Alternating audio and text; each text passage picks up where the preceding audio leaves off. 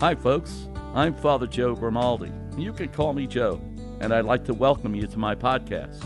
But now, here's our host and friend, Ken Calvert.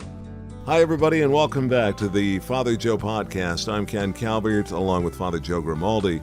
This is, as they used to say about the Rose Bowl, the granddaddy of them all. We're talking about Easter, and just for a point of reference, we are dealing with the Wednesday of Holy Week, and it's been an interesting week in terms of me reading the various Gospels, and so many things going on this week that I'm going to basically try and just get out of the way and let you explain just how important a week it is, how busy a week it is, and how it all comes together on Easter Sunday. Well, I'd be happy to do what I can, okay? But let me see. Yesterday, if you look at the readings, kind of interesting because you have two readings that were very important. The Isaiah reading, speaking about the suffering servant, which is very often equivalent to the life of Jesus Christ, someone who really works very hard for the faith and seems to not achieve much here on earth, but hopes for a great reward eventually. Then the gospel comes and you have the betrayal. So it teaches me, anyway, that in each of us there is good and evil. And often we choose good, but there are times when we don't. Now, the gospel and the other reading that we had yesterday, they really point out the road to holiness and then the road to betrayal. Judas in the beginning probably was not any different than the others, okay? Jesus picked his 12 very carefully, picked them as representatives of all of mankind, if you want. So you have ordinary folks, not the brightest people in the world, but people that he had faith in that would really do the best they can to do his work on earth. And so what happens is that Judas followed Jesus pretty faithfully until there were times when he just couldn't understand, I think, why is this happening? Why are we being mistreated? Why is our leader, who's supposed to be God, why is he being mistreated? And so you can almost identify with that because we as ordinary churchgoers or faithful to the church, we sometimes get frustrated too because we feel we're doing all of this for the church, for the pastor, for the organizations, for the Pope, and all of this. And then we don't see any immediate results. And we get frustrated. And there are a couple of ways of handling that. We can just say bye-bye, go our own way, and give up everything and follow some other religion. Or we can be more patient, like the suffering servant, do the best we can, hoping for our reward sometime in the future. In any case, after today is when Easter begins. Two quick questions. Number one, did Judas have an occupation? I believe he was the treasurer. Okay. All right. So he was familiar with money. He was familiar with money, and the other thing, too, with people familiar with money, we see this all the time in the newspapers, where the bookkeeper in the local church, she noticed that every so often she could take $10 and it's not noticed. And then you take $100 and it's not noticed. And then you take a little more, a little more, a little more. And so before you know it, you become a real full-fledged thief.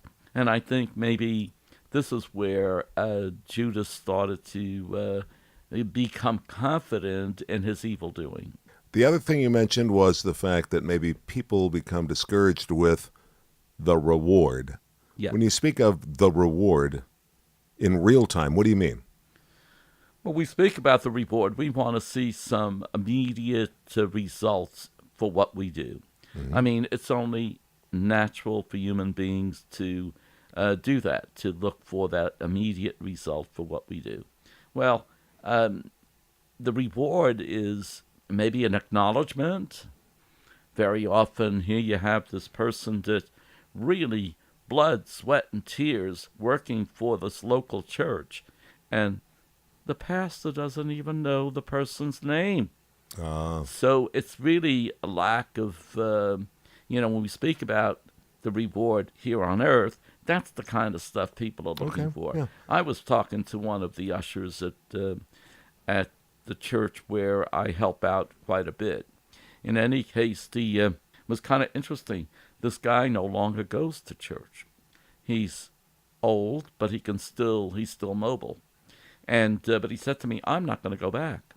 That so-and-so, the pastor, still doesn't know my name after 30 years of being the usher in that church. Well, I mean, it's frustrating if you're looking for an immediate result. Now, we're not supposed to be looking for immediate results because we're not doing the work for the pastor. We're doing the work for God. And so we hope that the results will be sometime in the future. yeah, I totally understand that. Beautifully done.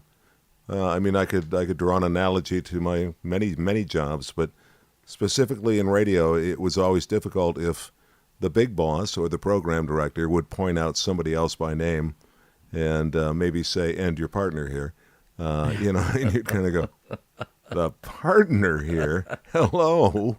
So, well, Today is the last day of Lent. I thought it was Thursday. Thursday is the beginning of Easter. Oh, okay. So tonight at midnight. Yeah, is the end of Lent. Oh, so the people going to the Tiger game who have decided to give up drinking alcohol for Lent can have a couple of ice-cold Miller lagers tomorrow. Is that correct, Father? Well, let me put it this way. It certainly could be a day of celebration because we celebrate a lot of things on Holy Thursday. Yes, we do. Okay, so let's... So basically, tomorrow is really the beginning of the Triduum, which means 3 days. Right. All rolled up into one. Right. Which is Easter. Okay. Okay, so Easter cannot be defined only by Easter Sunday. It's defined by the Lord's suffering, death, and resurrection.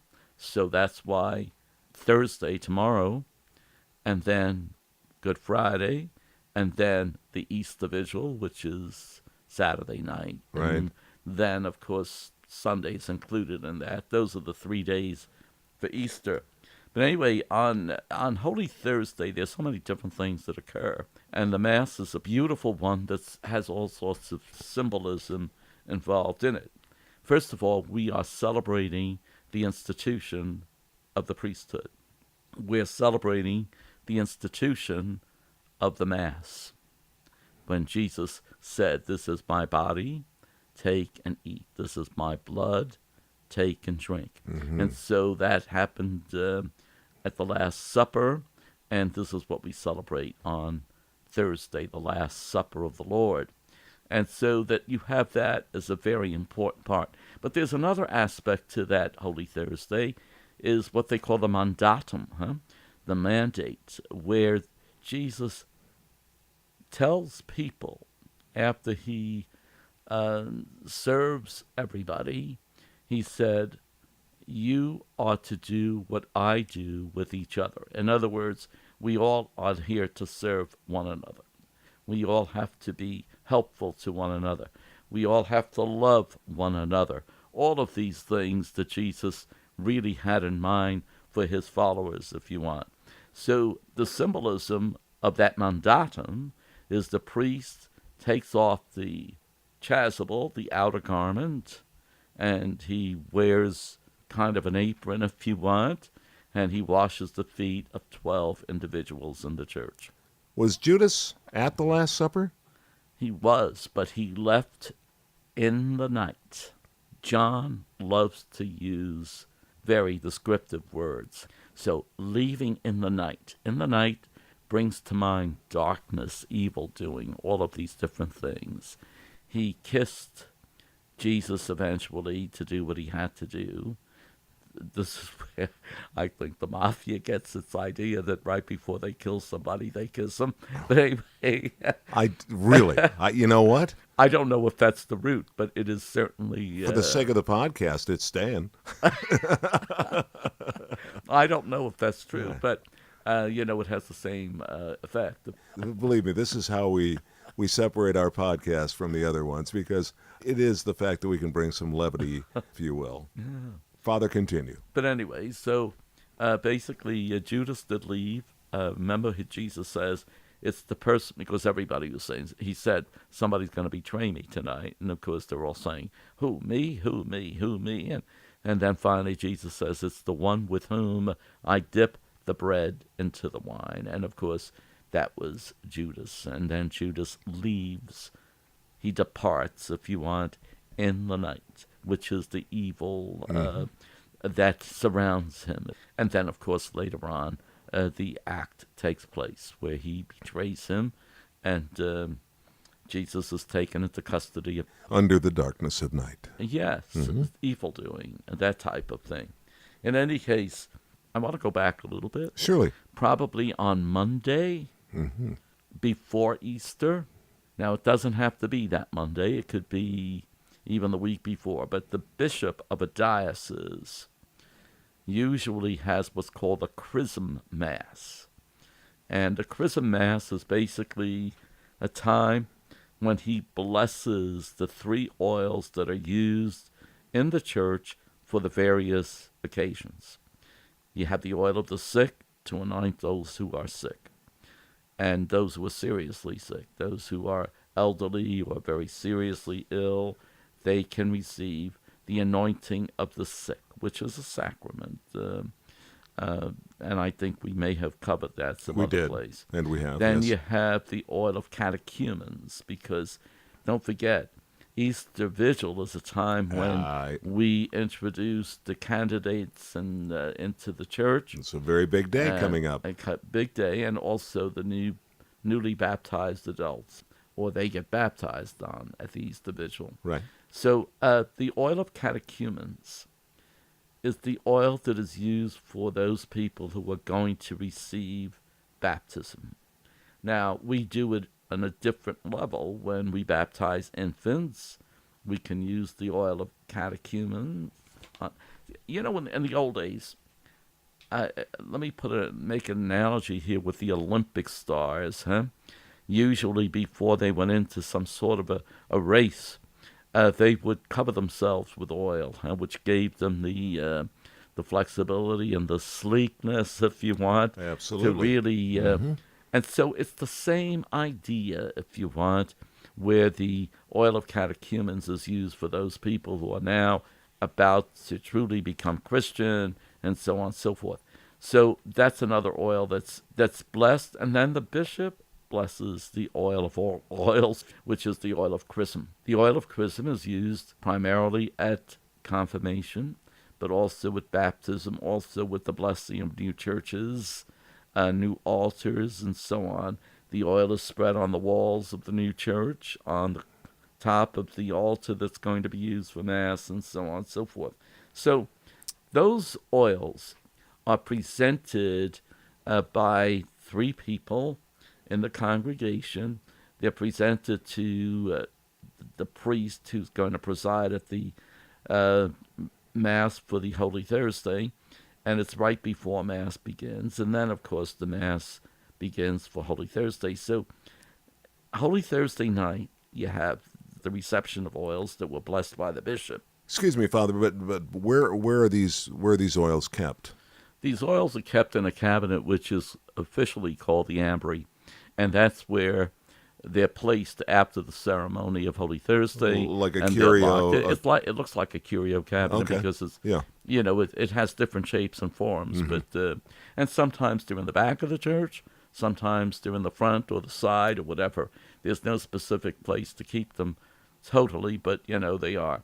And meanwhile, each of the priests carry with them the oil of the sick, because if there is an emergency, he would have them in his car or whatever the case might be, and he could get to the person and do the anointing as quickly as possible. All right. The other thing that happens Holy Thursday, as I said, the mandatum, that's very important, because as Jesus shows us, not only tells us that we have to love one another, no matter who we are. We have to really be of service to one another. And so this is where the priest dresses appropriately so that he could wash the feet of, usually the number is 12, it doesn't have to be 12, but this is where he washes the feet of the 12 people from the congregation. Usually they're picked out at random, this type of thing. They just get 12 people from the congregation to do this. But that's very important because it's not only the institution of the Eucharist and the priesthood, but also it is the washing of the feet that is important on Holy Thursday. So the priest will take off his chasuble at that Yeah, point? the outer garment, Okay. if you want, and dress appropriately so that he can keep bending down and standing up as he washes the feet and dries them and so on and so Sure. forth. Now, also that night on Holy Thursday, no holy water anymore. That's all taken away. And then the people leave in silence. But the Blessed Sacrament is then brought to an altar of repose. Is that altar in the church year-round? Or is it created just for Holy Thursday? Often it's created Okay. just for Holy Thursday All right. Okay. in another area because there's a procession that usually goes from the church to the altar of repose. All right. And so, but sometimes they don't have the facilities, and so they may use a different section of the church to repose the host. But on Holy Thursday, there's no Mass allowed except for the Mass of the Last Supper, and that's in the evening. Holy Thursday, the Gloria is said, or sung, and the bells ring.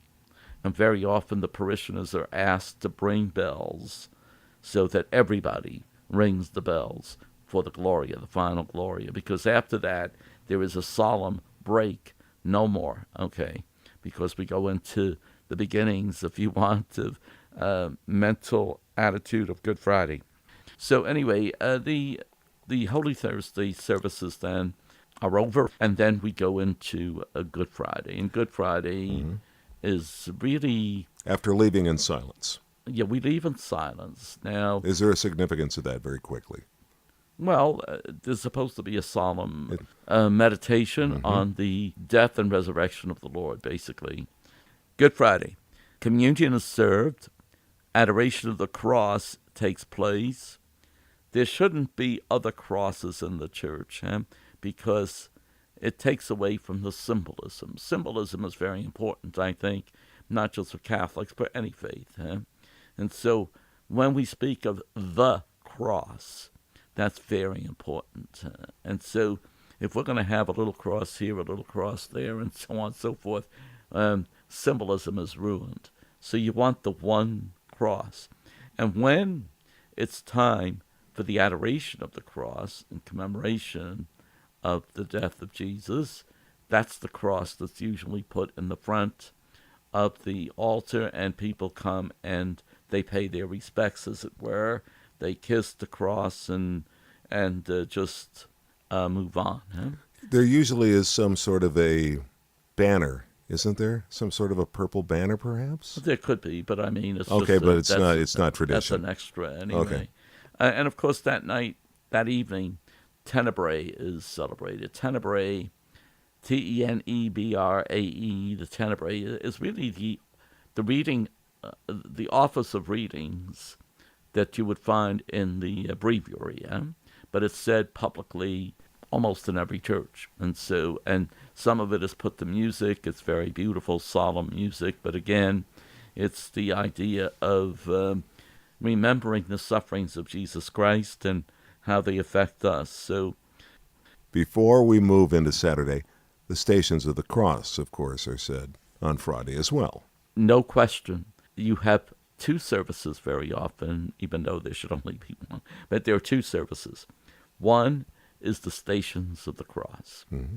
And but then you have the regular service for Good Friday, which includes readings, communion, and the adoration of the cross. And the noon till 3, the significance, of course, More or less. the timeline Yeah, more or less. that Christ was on the cross. More or less, right. Right.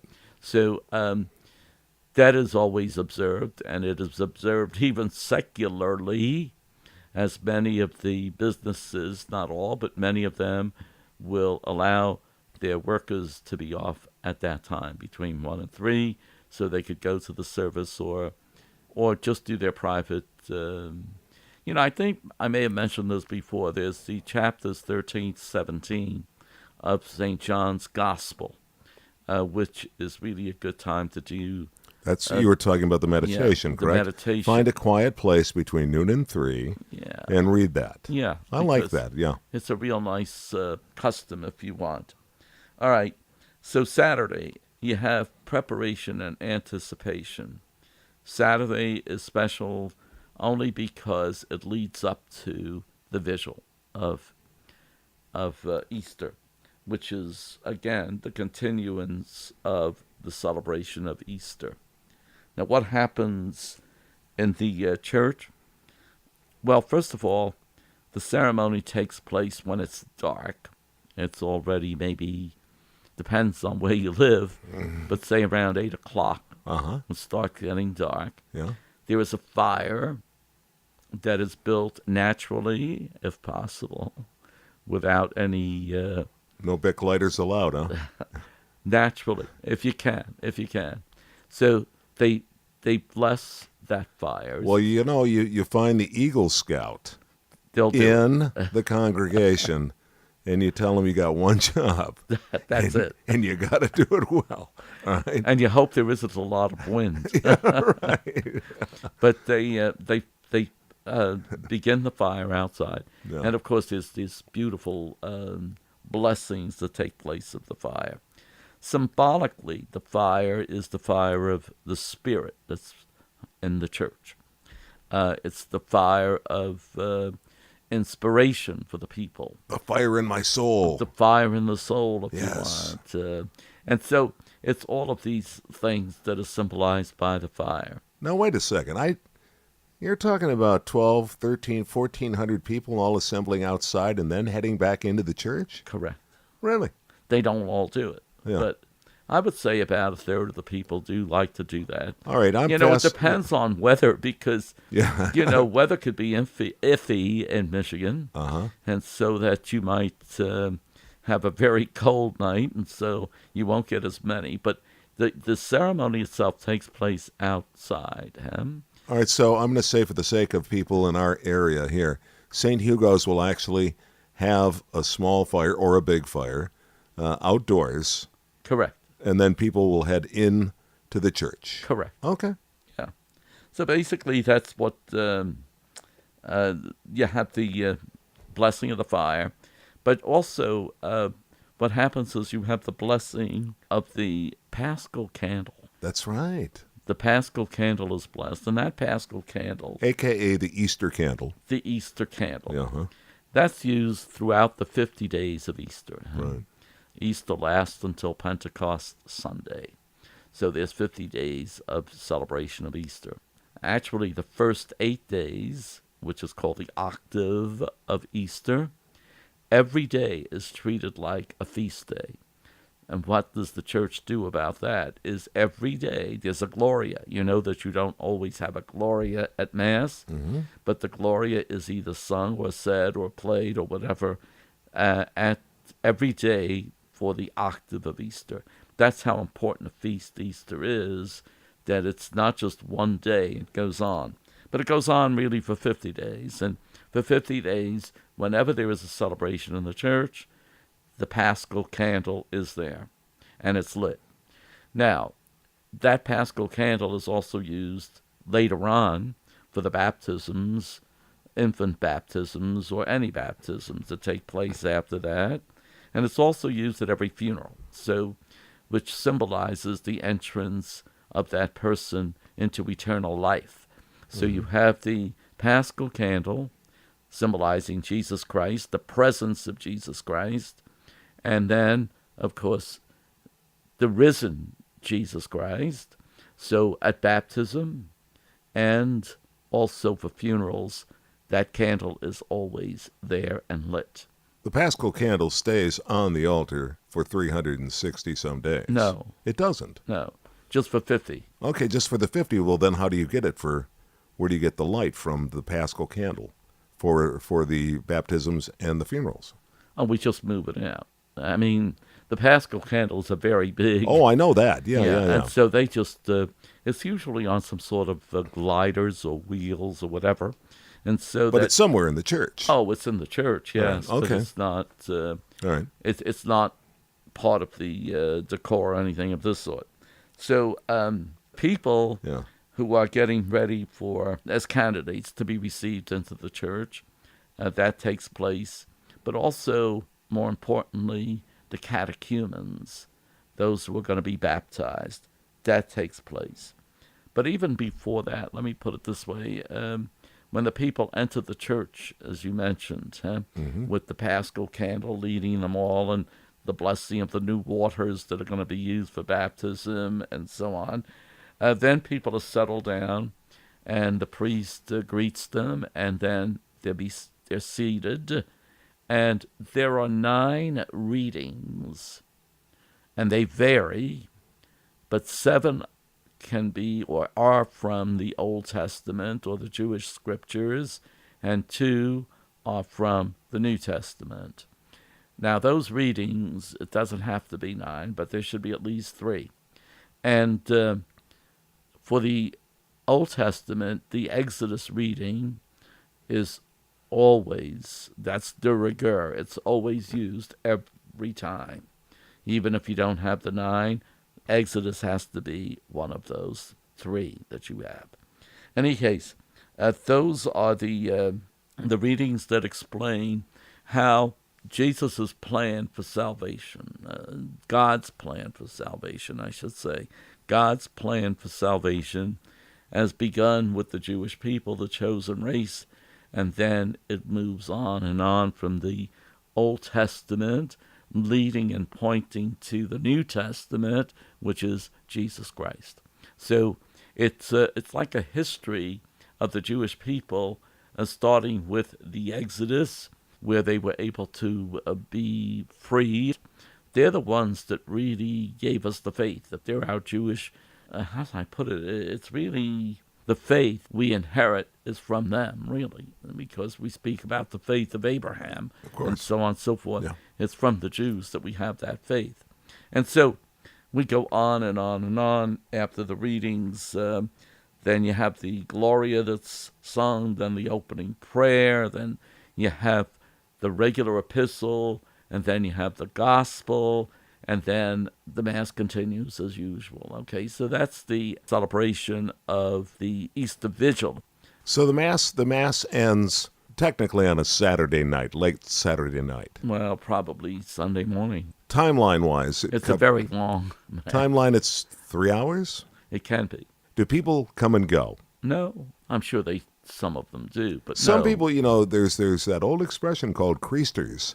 People that only go to church on Christmas and Easter, sort of to keep their Catholic passport, if you will. Now, the Easter Vigil, not everybody goes to that unless, well, let me put it this way. The church is full, but it's not standing room only. Most of the people that go for the Easter Vigil would be people who have friends and relatives that are being received into the Catholic Church. But there are Masses set on Easter Sunday as well? Oh, yes. Okay. The regular So I don't want to schedule. confuse the Easter Vigil with the assortment of Masses that'll also be set on Sunday. The Easter Vigil is powerful. Easter Sunday, certainly it's a festive time. There's no question. A different Mass than the one you have on the Vigil, but it's Easter, just the same. It's Easter Sunday. On Sunday, the priest, instead of the penitential rite, usually has the sprinkling with water around the congregation as they renew their baptismal vows. So traditionally, Easter Sunday is when everybody renews their vows, their baptismal vows, which most people don't know what they were because they were done as infants. And so, but that they do that. And that takes the place of the creed, because when you renew the vows, essentially it takes in all of those tenets of the faith that you include in the creed.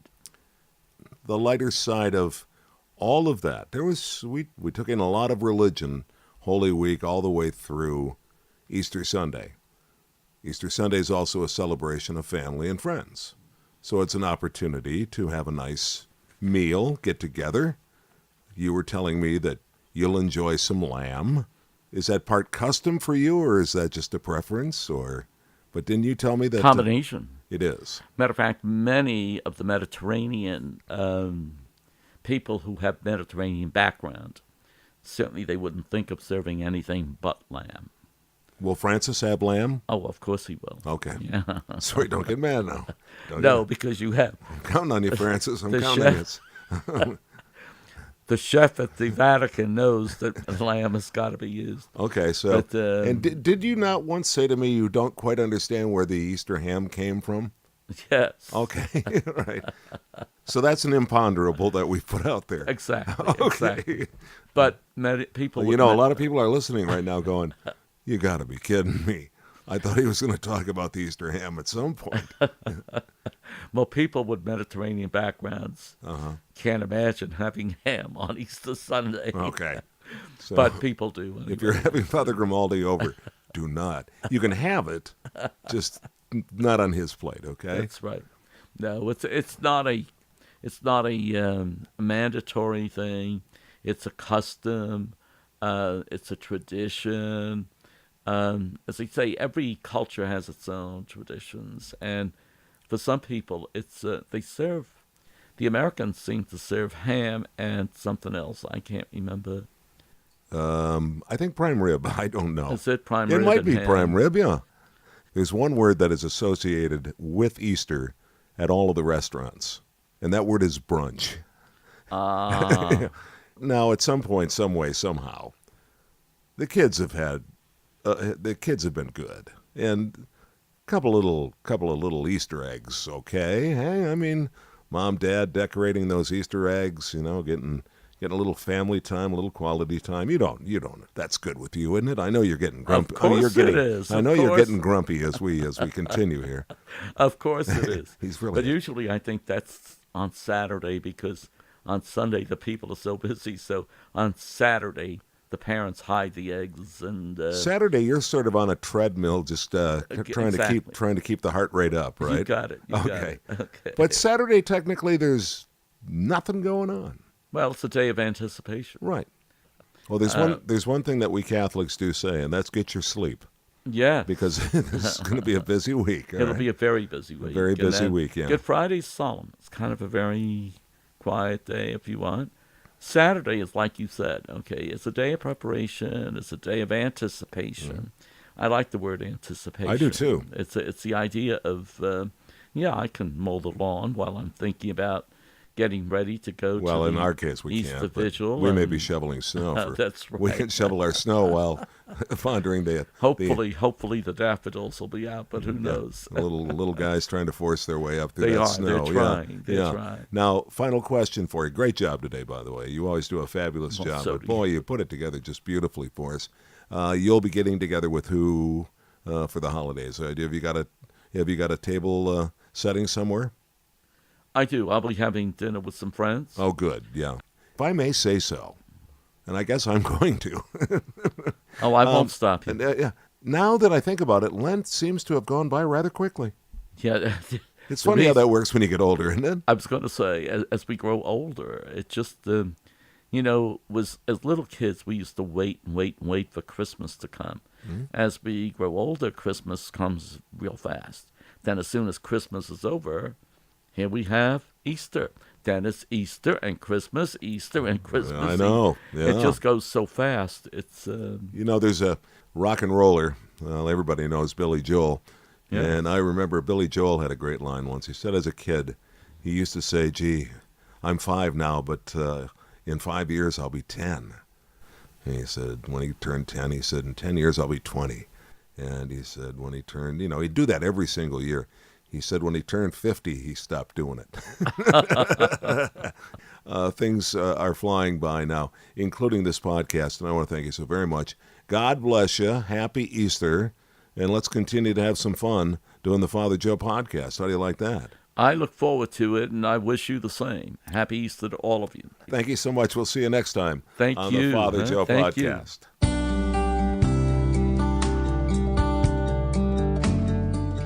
This is Father Joe Grimaldi, and I look forward to seeing you next time on the Father Joe Podcast.